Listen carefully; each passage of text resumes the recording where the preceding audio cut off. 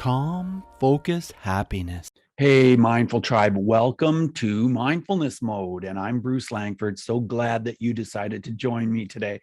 And today I decided to call the episode Finding Happy.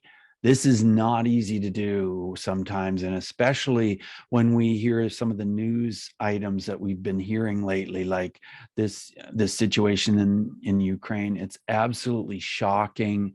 It's devastating. I mean, I feel terrible about what's happening, and I want to do something so bad, and I've been doing what I can to share with people and show my support in any way I can. But we do need to move forward, and it's important to not become too not to lose sight of the fact that mindfulness is important in our lives, and it's important to remain grounded and to remain on in focus and keep our goals in sight and so on. And so I thought, let's just talk about happiness. Let's just talk about how can we maintain an element of happy in spite of what is happening in the world. And so I thought about it myself, thought about, okay, what makes me happy? What makes some of my guests happy? I've interviewed over 700 guests, and it's so interesting to talk about people who value, or to talk to people who value mindfulness, and to find out, okay, what does happiness mean to you? And how do you find happiness in your life? Well, I began at dinner tonight because I'm recording this on Saturday night. And I began by talking to my son and my wife about, what makes you happy? And Darlene said at the beginning, she said, well, spending time with friends. And she said, of course, with people I love, with friends. And then she said later, she said, also being able to do small things to help people. That's something that just truly makes me happy. And when I talked to Ben, he said, he thought about it for a minute, and he said, hearing about events or upcoming activities and then being able to anticipate them.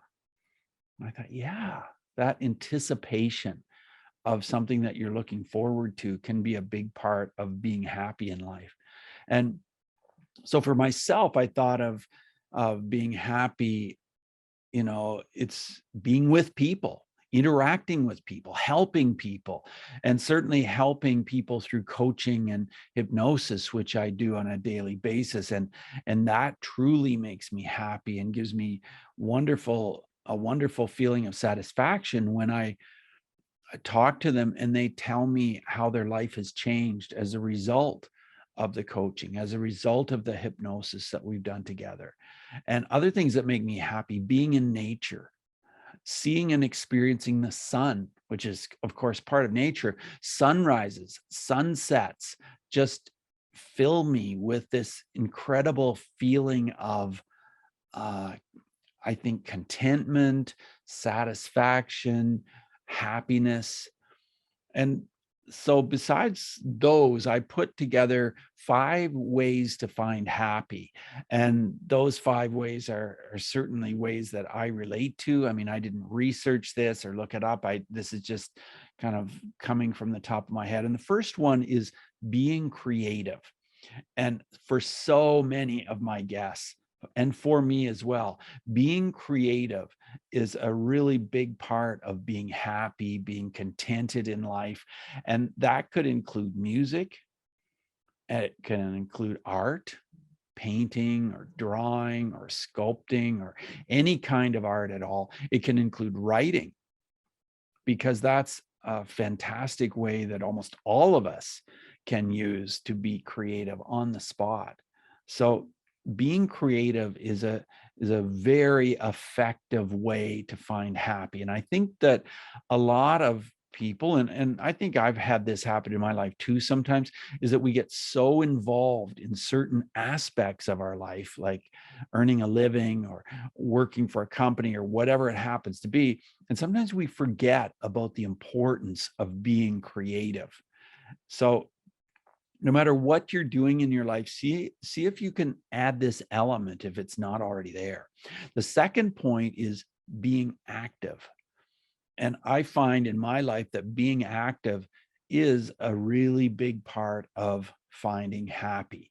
And I think it's because, once you become active, there are those endorphins that are being created in your body, and you just feel noticeably better. Your body begins to, I think your body begins to work better, and you begin to just feel more motivated and feel more upbeat.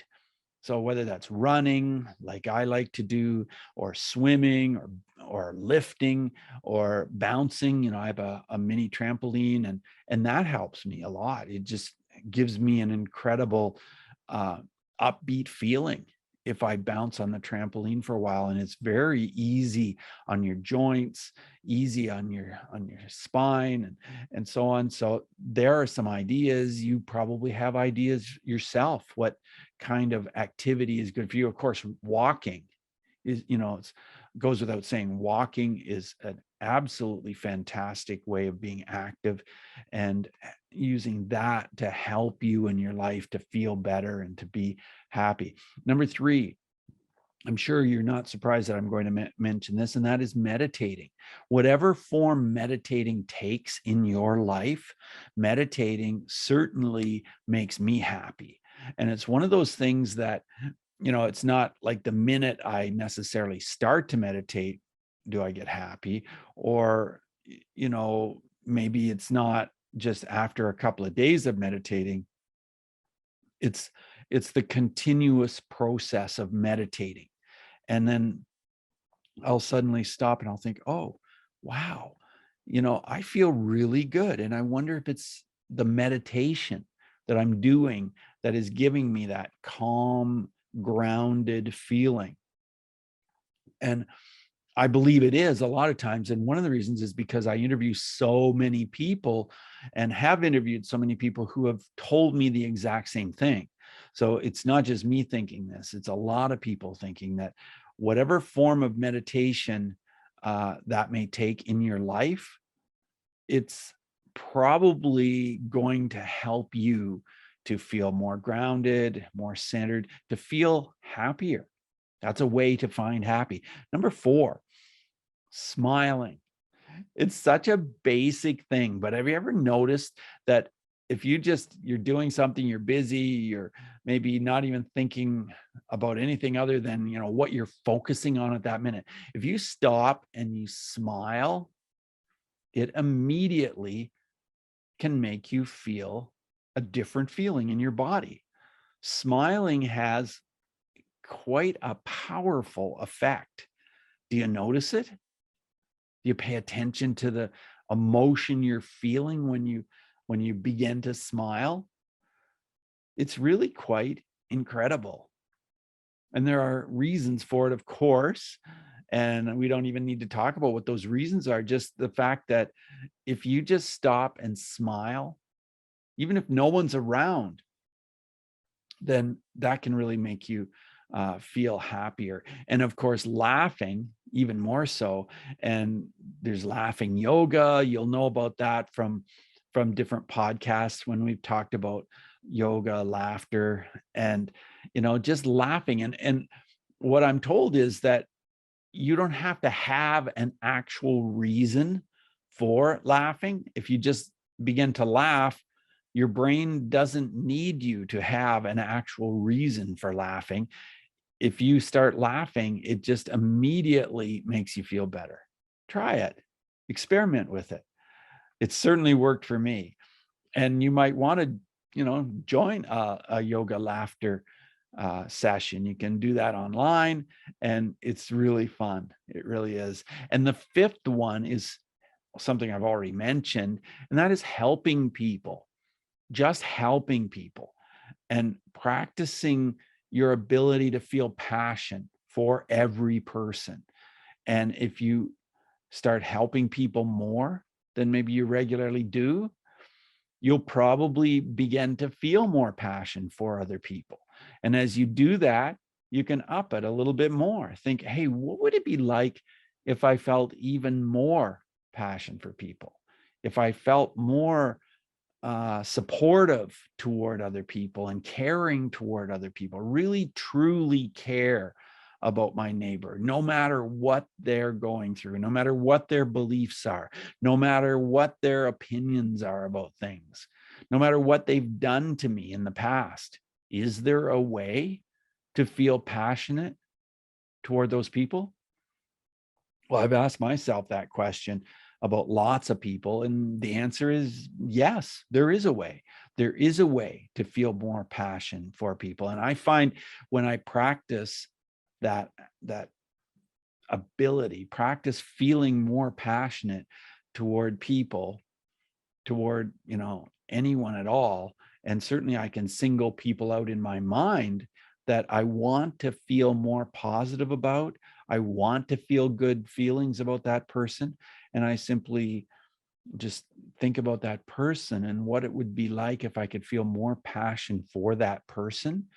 Then I end up feeling a lot better. I feel more grounded and just feel happier. I definitely do. So there are some ways to feel happy, some ways to find happy. And thank you very much for joining me today. You are one of the reasons that I feel happy. I feel happy to have the podcast Mindfulness Mode, and I feel happy that there are listeners like you who appreciate what I do. And I always appreciate when you reach out to me. You can always do that by sending me an email at bruce@mindfulnessmode.com.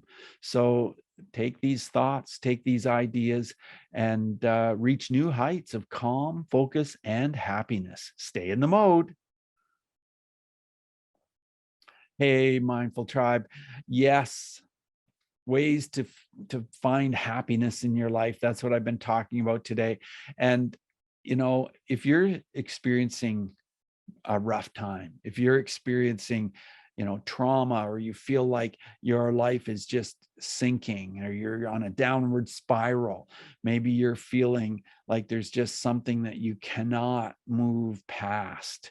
Maybe you have a habit that is pulling you down with incredible weight.